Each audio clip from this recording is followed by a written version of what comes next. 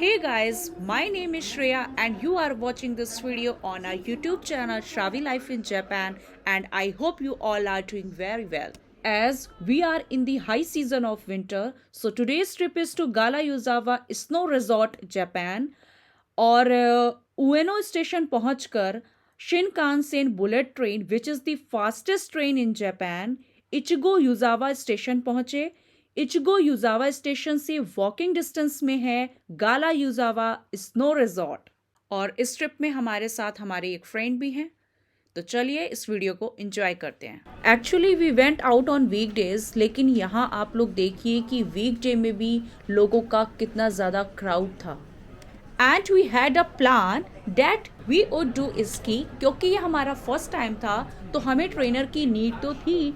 और यहाँ पर प्रेडी भाई और रवि ट्रेनर के लिए बात कर रहे थे, लेकिन वहाँ उस दिन कोई भी ट्रेनर अवेलेबल नहीं था क्योंकि उनकी प्री बुकिंग्स हो गई थी। और मेरा एक सजेशन है कि अगर आप लोग इसके के लिए जाते हैं और आप बिगनर हो तो ऑब्वियस सी बात है कि आपको ट्रेनर की नीड होगी, तो आप बेटर रहेगा कि पहले से ही ट्रेनर के लिए प्री बुकिंग करा के जाए। जो कि अब यहाँ हमें क्यू में लगने के बाद अपनी चांस का वेट करना था, और आप देखेंगे वीडियो में कि बाकी सब लोग भी क्यू में लगकर वेट कर रहे थे कि कितनी जल्दी वो अपने इक्विपमेंट और आउटफिट्स को लेकर वियर करके स्नो एरिया में जाकर स्की और स्नोबोर्ड वगैरह एंजॉय करें। So people were taking rental equipment and outfits from this area, and as we had to do ski, so we took rental ski boots, jacket, pant and goggle.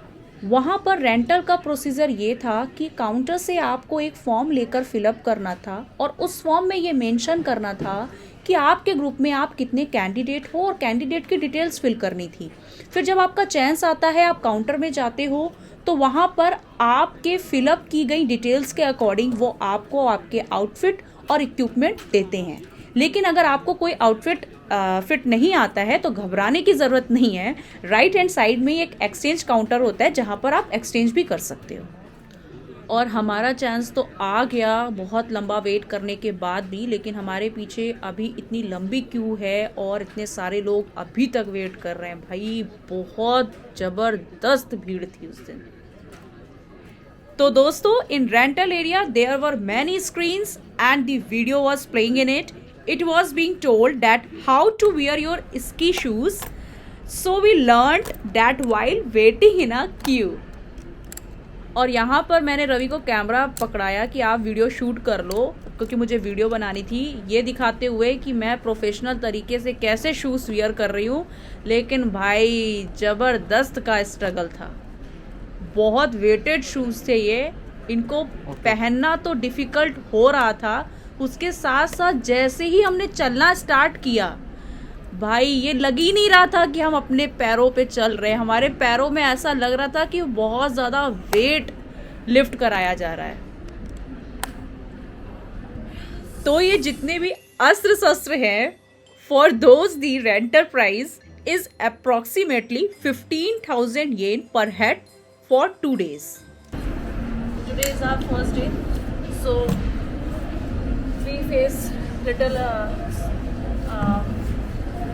struggle because the size and all, and now it's time to wear and finally get to ready.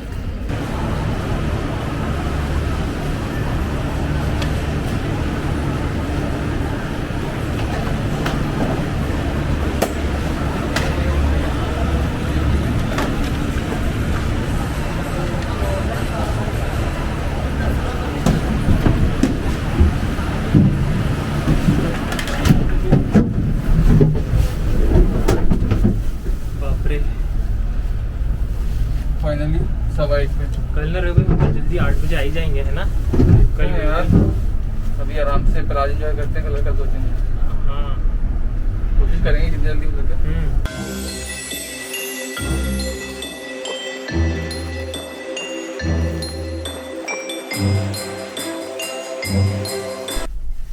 ये क्या टांग के दिए इन्होंने।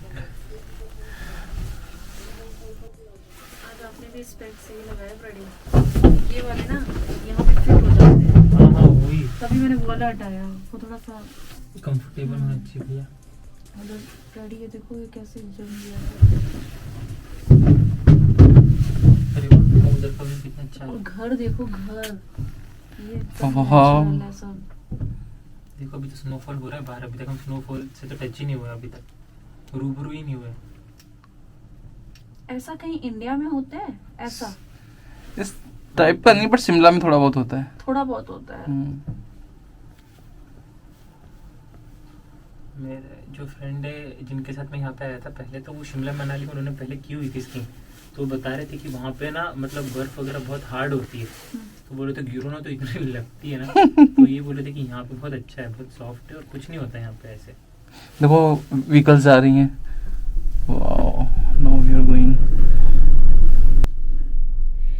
As you can see now, we are going up in ski area through the gondola, and it's normally opening time from 8 a.m. until 5 p.m. यार सही में बड़ा awesome एक्सपीरियंस है, देख रही हो स्नो। गुड। स्की के लिए वहाँ लोगों के एक्सपीरियंस के मुताबिक beginners, intermediate and advanced level हैं, जिसमें कि एडवांस्ड लेवल का मैक्स एलिवेशन 1181 मीटर है। और मेरा फर्स्ट टाइम एक्सपीरियंस था, तो मैं बिगनर्स में आती हूँ या फिर वो भी नहीं, ये आप आगे वीडियो में देखेंगे। मानना पड़ेगा इन्होंने किस तरीके से इसको कंस्ट्रक्ट किया है।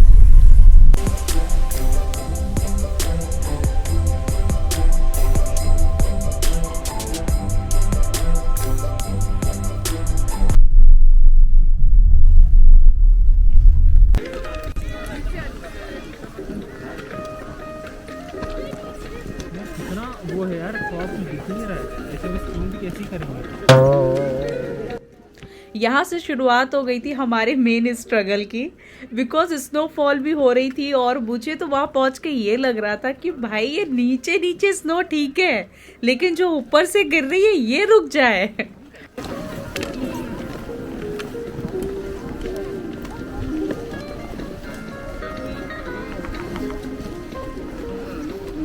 मैं क्या बोल रहा हूँ रवि भाई, यहाँ पर भी लाइन में लगे ऊपर चले, नहीं तो अपन दिन भर यहीं रह जाएंगे, पता है।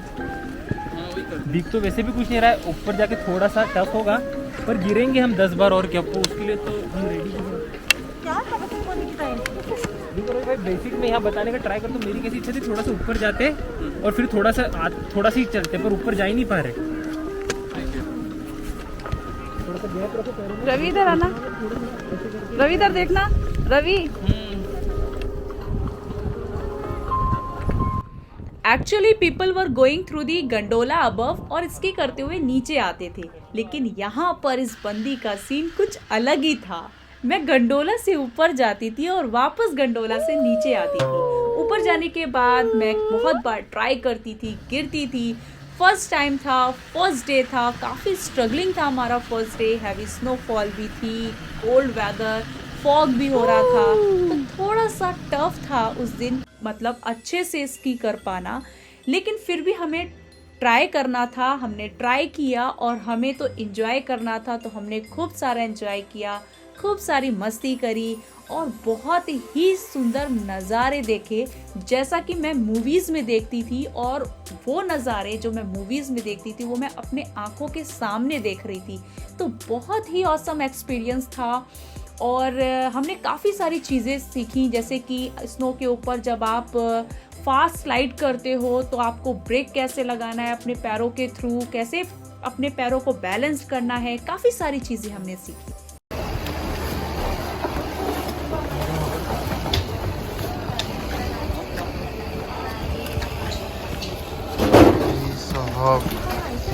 That much, Christmas. आवाज काट दी जाएगी।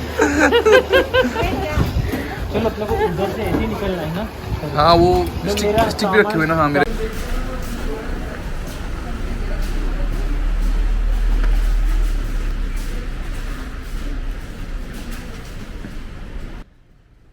तो दोस्तों, फुल डे टायर्डनेस के बाद we were moving to the apartment that we had booked for the 2 night stay.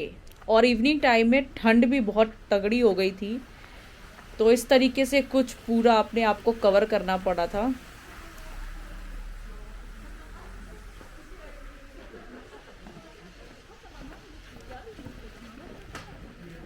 आसपास वहाँ चारों तरफ स्नो ही स्नो थी, और सॉफ्ट सॉफ्ट स्नो को जब हम घर में बैठकर अपने फ़ोन्स और टेलीविज़न्स में देखते हैं तो हमें बड़ा मज़ा आता है, लेकिन एक्चुअल में स्नोई वेदर में व्हीकल के साथ निकलने में काफ़ी डिफ़िकल्टीज़ होती हैं। इवन तो पैदल चलने में भी डिफ़िकल्टी आती है। मैं तो बहुत जगह गिरते हुए बची हूँ।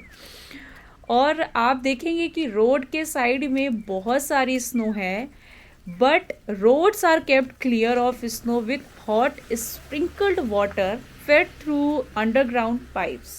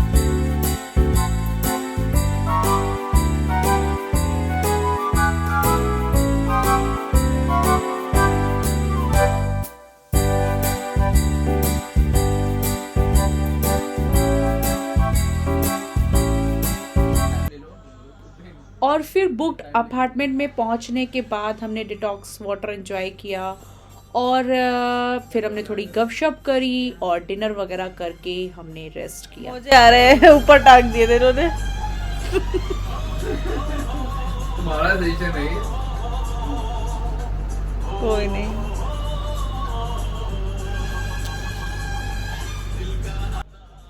तो फुल डे स्नो में एंजॉय करने के बाद अपनी बॉडी को कुछ इस तरीके से रिलैक्स कराया जा रहा था।